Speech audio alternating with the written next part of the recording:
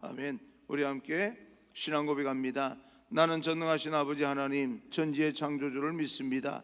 나는 그의 유일하신 아들 우리 주 예수 그리스도를 믿습니다. 그는 성령으로 잉태되어 동정녀 마리아에게 나시고 본디오 빌라도에게 고난을 받아 십자가에 못 박혀 죽으시고 장사된 지 사흘 만에 죽은 자 가운데서 다시 살아나셨으며 하늘에 오르시어 전능하신 아버지 하나님 우편에 앉아 계시다가 거기로부터 살아있는 자와 죽은 자를 심판으로 오십니다. 나는 성령을 믿으며 거룩한 공교회와 성도의 교제와 죄를 용서받는 것과 몸의 부활과 영생을 믿습니다. 아멘. 오늘 선포되어질 하나님의 말씀은 요한계시록 13장 1절에서 10절입니다. 요한계시록 13장 1절에서 10절까지 말씀입니다. 13장 1절에서 10절까지 말씀을 우리 함께 한 목소리로 읽겠습니다. 함께 읽습니다. 내가 보니 바다에서 한 짐승이 나오는데 뿔이 10이요 머리가 7이라 그 뿔에는 10 왕관이 있고 그 머리들에는 신성모독하는 이름들이 있더라. 내가 본 짐승은 표범과 비슷하고 그 발은 곰의 발 같고 그 입은 사자 입 같은데 용이 자기의 능력과 보좌와 큰 권세를 그에게 주었더라. 그의 머리 하나가 상하여 죽게 된 것 같으니 그 죽게 되었던 상처가 나음에 온 땅이 놀랍게 여겨 짐승을 따르고 용이 짐승에게 권세를 주므로 용에게 경배하며 짐승에게 경배하여 이르되 누가 이 짐승과 같으냐 누가 능히 이와 더불어 싸우리요 하더라. 또 짐승이 과장되고 신성모독을 말하는 입을 받고 또 42달 동안 일할 권세를 받으니라. 짐승이 입을 벌려 하나님을 향하여 비방하되 그의 이름과 그의 장막 곧 하늘에 사는 자들을 비방하더라. 또 권세를 받아 성도들과 싸워 이기게 되고 각 족속과 백성과 방언과 나라를 다스리는 권세를 받으니 죽임을 당한 어린 양의 생명책의 창세 이후로 이름이 기록되지 못하고 이 땅에 사는 자들은 다 그 짐승에게 경배하리라. 누구든지 귀가 있거든 들을지어다. 사로잡힐 자는 사로잡히게 할 것이요 칼에 죽을 자는 마땅히 칼에 죽을 것이니 성도들의 인내와 믿음이 여기 있느니라. 아멘. 우리 앞뒤 좌우 인사합니다. 축복합니다. 행복하십시오 라고 인사합니다. 축복합니다. 행복하십시오. 오늘 여러분 읽은 말씀을 통하여서 최후 승리를 얻게 하는 인내와 믿음이라는 제목으로 말씀을 전하겠습니다. 공간 복음서인 마태와 마가복음 그리고 누가복음서를 보게 되면 감람나무에 대한 이야기가 나옵니다. 그 이야기는 세상의 말세에 대한 주님의 말씀입니다. 그 감람나무 이야기가 성경에 기록되어져 있습니다. 세상의 마지막 징조에 대해서 예수님께서 말씀하시면서 제자들에게 주의를 상기시키는 것은 앞으로 많은 사람들이 예수님의 이름으로 와서 내가 그리스도다 라고 미혹하고 예언하게 될 것이다 라고 말합니다. 이 예언은 예수 그리스도를 모방하고 흉내내는 그런 적그리스도가 한두 번 정도가 아니라 굉장히 많이 나타날 것이다 라고 말합니다.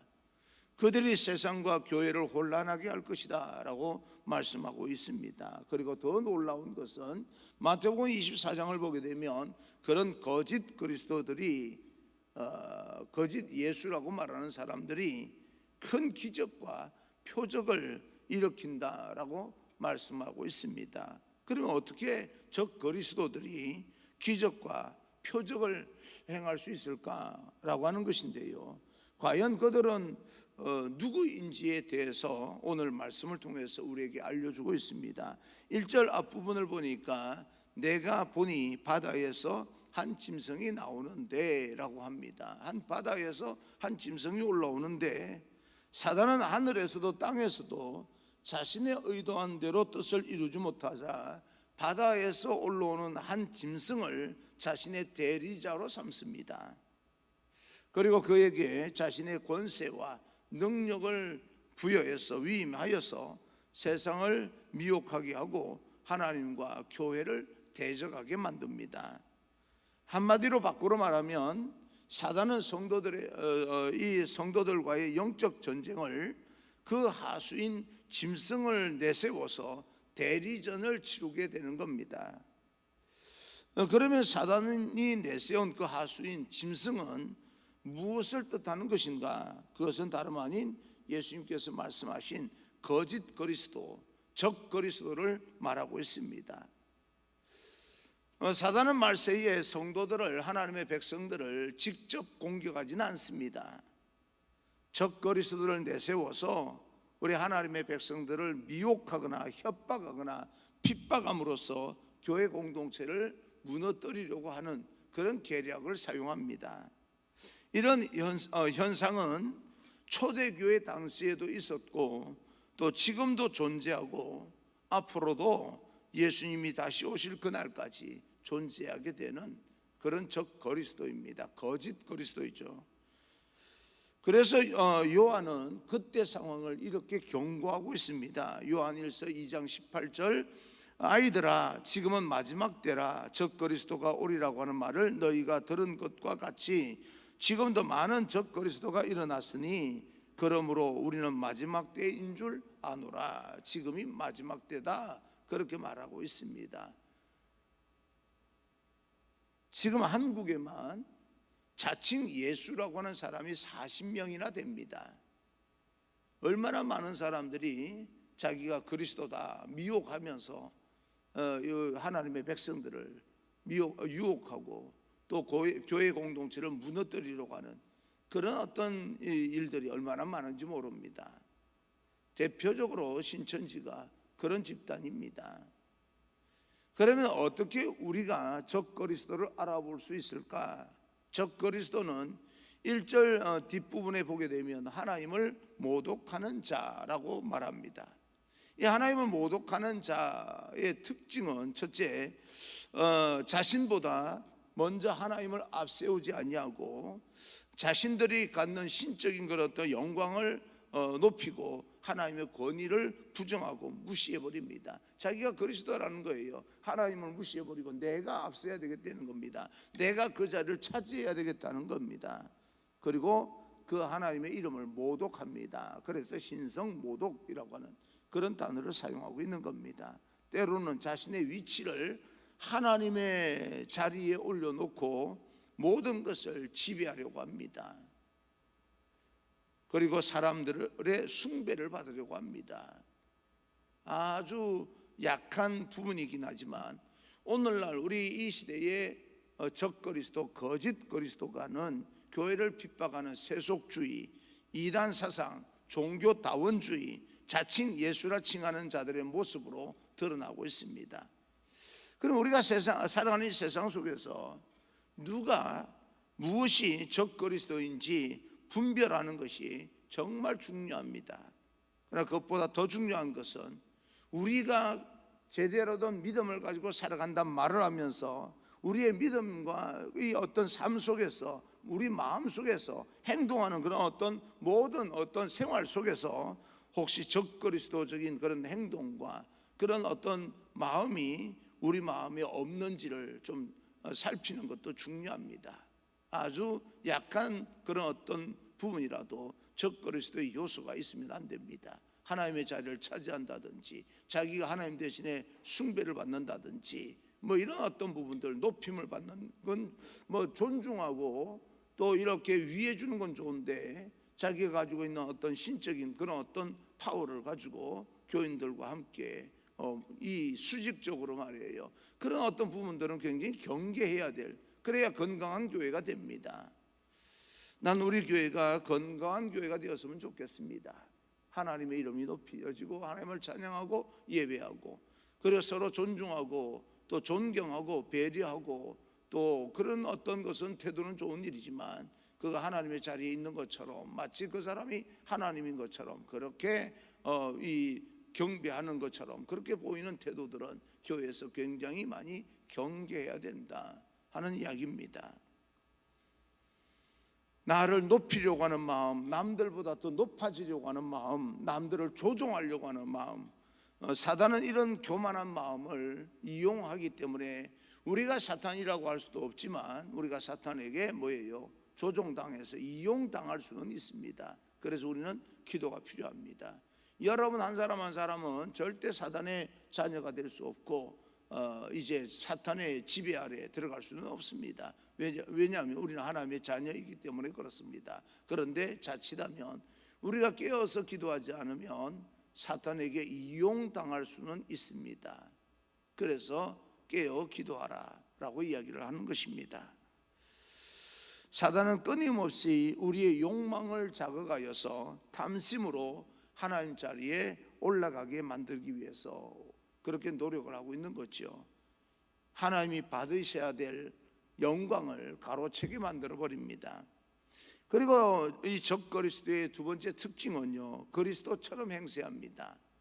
3절 4절입니다. 3절 4절 그의 머리 하나가 상하여 죽게 된 것 같더니 그 죽게 되었던 상처가 나음에 온 땅이 놀랍게 여겨 짐승을 따르고 용이 짐승에게 권세를 주므로 용에게 경배하며 짐승에게 경배하여 이르되 누가 이 짐승과 같으냐 누가 능히 이와 더불어 싸우리요 하더라. 그리스도의 고난과 죽음과 부활을 흉내내기도 하면서 자칭 그리스도다라고 말하는 사람들이 나타납니다. 그리고 사람들을 미혹하여 자신을 경배하게 만듭니다. 이것이 사단이 즐겨 쓰는 간교한 술수 중에 하나입니다. 사탄은 하나님께서 이 하나님의 나라를 방해하는 일이라면 이 사탄들은 어떤 일이든 서슴지 않고 사용합니다. 심지어 광명한 천사로도 가정하고 신실한 하나님의 사람으로 행동하기도 합니다. 대단하게 모든 사람이 쳐다보게 만드는 그런 힘이 있습니다. 그래서 사람들은 그 당시에 히틀러가 그런 어떤 이 사람이 아닌가라고 하는 그런 어떤 이야기들도 했던 것이 사실입니다. 형태는 뭐 이 전 세계를 하면서 독일 민족이 가장 우세한 민족이다. 그래서 유대인들 말살 정책을 펼치면서 그는 결국 죽게 되는데요. 그의 죽음을 제대로 확인을 못했기 때문에 정말 히틀러가 그 당시 어떻게 죽었는지 아는 사람이 아무도 없습니다. 뭐 그저 학문적으로 이렇게 연구한 정도지 죽게 된 자가 없다라고 확인하지는 못했습니다. 그러니까 그 히틀러가 그 당시에 얼굴을 바꾸고 성형 수술을 해서 살고 있다는 거죠. 그런 이야기들도 굉장히 많이 퍼져 있습니다. 그러다가 그렇게 상했던 그 히틀러가 다시 죽지 않냐고 지금도 존재하여서 아마 이 지상 세계를 다스릴 그날이 올 것이다라고 그렇게 터무니없는 학문을 주장하는 사람들도 생겨나고 있는 거죠. 그런 면에서 사탄은 이렇게 교묘하게 사람들에게 그런 어떤 대단한 어떤 이 경험을 하고 대단한 어떤 이 상황을 펼치면서 적그리스도를 만들어내고 있고 거기에 대해서 유혹하게 만드는 그런 작업을 쓰면서 하나님의 공동체를 파괴하게 되는 겁니다. 그러면 우리는 이렇게 이 다가오는 사단의 어떤 모습을 우리는 어떻게 분별할 수 있겠는가? 이것이 우리가 직면하고 있는 현실 가운데 이 과제입니다. 우리 어떻게 사단의 정체를 우리는 분별할 수 있겠는가? 적그리스도 사단은 인간의 머릿속에만 있는 존재하는 추상적인 존재가 아닙니다. 바로 우리의 믿음 가운데 반드시 이겨내야 되는 현실입니다. 사단과 적그리스도는 그 어떤 대상이나 사람의 모습으로 다가올 것이 분명합니다. 때로는 가장된 천사, 세상에 둘도 없는 그런 어떤 천사 같은 모습으로 다가오기도 하고, 때로는 내가 예수다라고 하는 그런 모습으로 다가오기도 하고, 하나님의 진짜 일꾼 같은 모습으로도 다가오기도 하기 때문에 우리는 항상 영적으로 깨어 있어야 됩니다. 영적으로 예민해야 되고 세상을 영으로 분별할 수 있는 통찰력이 있어야 됩니다. 영적으로 예민하기 위해서 하늘의 지혜와 하늘의 지식을 얻어야 됩니다. 그래서 하나님과 친밀해지기 위해서 우리는 부단히 노력을 해야 됩니다. 이미 하나님께서 우리에게 은총을 베풀어 주셨기 때문에 우리 그 은총을 담을 그릇이 필요한 거지요. 예수님께서 하나님의 말씀으로 사단의 유혹을 물리치신 것처럼 하나님의 말씀으로 사단의 간교한 술수를 우리도 역시 이겨내고 승리하기를 간절히 주님 이름으로 축원합니다. 그래서 하나님의 말씀이 우리에게는 대단히 중요합니다. 함부로 속지 않기를 간절히 소망합니다. 6절 이하를 보게 되면 사탄과 그 하수인들은 하나님을 모욕하고 성도들을 두렵게 만들고 있습니다. 그들의 권세가 막강하기 때문에 인간의 힘으로는 감당하기가 쉽지가 않습니다. 마침내 그들은 성도들과의 영적 전쟁에서 이기고 세상의 권세를 잡았다라고 말합니다. 그러면 이것은 교회를 향한 사단의 진정한 승리를 의미하는 것인가? 5절입니다. 5절, 또 짐승이 과장되고 신성모독을 말하는 입을 받고 또 42달 동안 일할 권세를 받으니라. 사단의 권세가 아무리 막강하다 할지라도 하나님은 그 권세를 42달 동안 제한을 합니다. 꽤 긴 시간이죠. 꽤 긴 시간을 이렇게 이제 지배하게 만듭니다. 끝이 있는 잠시 불어오는 폭풍과 같은 위협일 뿐 그 이상은 아닙니다. 일정한 시간이 지나면 다 소멸되어지고 없어질 권세입니다. 우리가 기억해야 될 것은 이와 같은 한시적인 그런 권세를 휘두르는 기간 이 동안에도 하나님은 그의 백성들을 반드시 그 영을 지키고 보호하시고 또 인도하신다, 바르게 인도하신다라고 하는 것을 우리는 믿고 하나님에 대한 믿음을 우리는 무너뜨리면 안 됩니다. 눈에 보이는 실체, 우리 눈으로 확인하는 그런 실체는 아니지만 연구 여러 가지 장비를 통해서 드러날 수는 있지만 직접 우리가 지금 볼 수 있는 그런 실체는 아니지 않습니까? 코로나 바이러스도 그런 어떤 우리의 영을 약화시키고 그 교회 공동체를 파괴하는 그런 종류일 수도 있겠다라고 하는 그런 생각이 드는 겁니다. 이럴 때일수록 더 믿음을 지켜야 된다. 믿음의 인내를 가지고 극복해 나가야 되는 겁니다. 무너지지 않았으면 좋겠습니다. 그와 같이 사단의 위협과 그런 박해의 핍박 속에서도 하나님 우리와 함께 하시는데요. 시편 37편 39절 40절을 보게 되면 의인들의 구원은 여호와로부터 오나니 그는 환난 때에 그들의 요새이시로다. 여호와께서 그들을 도와 건지시되 악인들에게서 건져 구원하심은 그를 의지한 까닭이로다. 하나님을 의지하게 될 때 하나님은 결국에는 그 모든 것을 극복하고 이겨내고 그들에게서 건져내신다. 또한 8절을 보게 되면 그럼에도 불구하고 교회와 사단의 싸움은 끝난 것이 아닙니다. 8절입니다. 8절, 죽임을 당한 어린 양의 생명책에 창세 이후로 이름이 기록되지 못하고 이 땅에 사는 자들은 다 그 짐승에게 경배하리라. 이 세상에서 사단의 통치함 속에서도 신실하게 믿음을 지키는 하나님의 백성들이 있습니다. 시편 기자의 말씀처럼 여호와를 의지하는 그 믿음의 의인들이 있습니다. 그들은 다름 아닌 죽임당한 어린 양의 그 어떤 생명책에 기록된 그런 사람들입니다.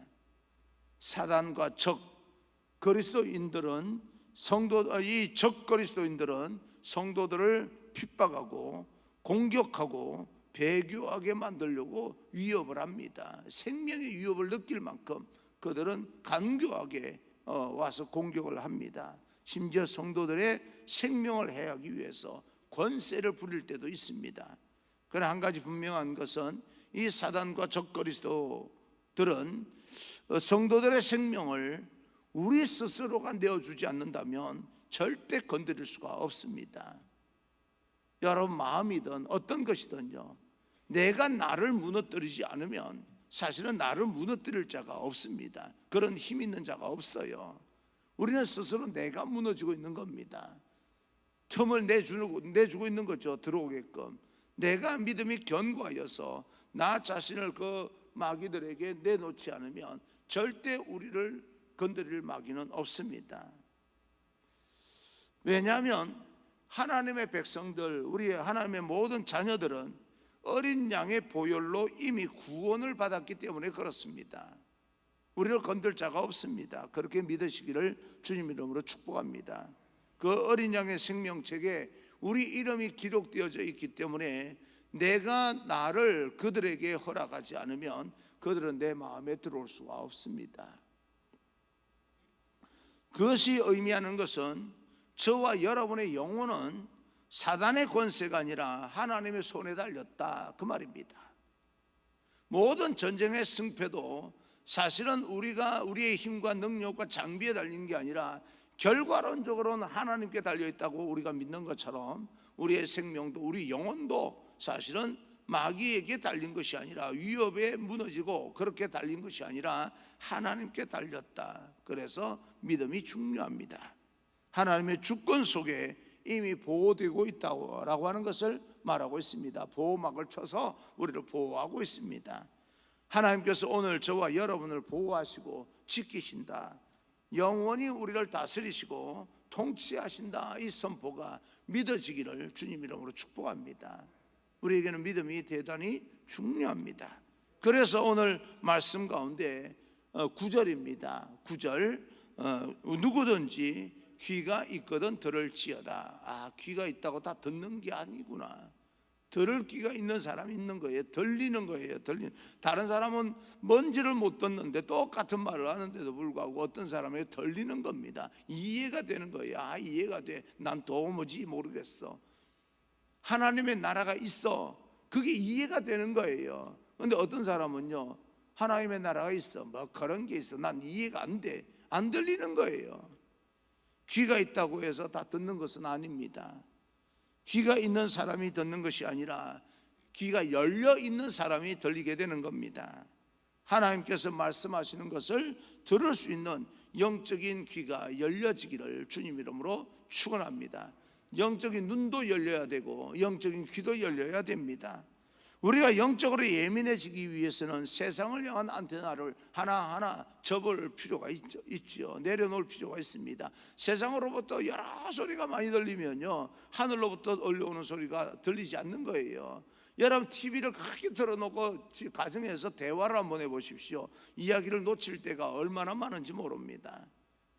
그때는 TV를 하나 소리를 줄이든지 아니면 TV를 끄든지 하고 대화를, 정말 심각한 어떤 가정사를 의논할 때는 모든 소리를 차단하고 거기에 집중해야 되는 것처럼 우리도 때로는요, 모든 세상 소리를 접어들고 잠깐 다 닫아버리고 하나님의 음성을 듣기 위해서 집중해야 될 필요가 있는 거예요. 이런 예배 시간처럼 말입니다.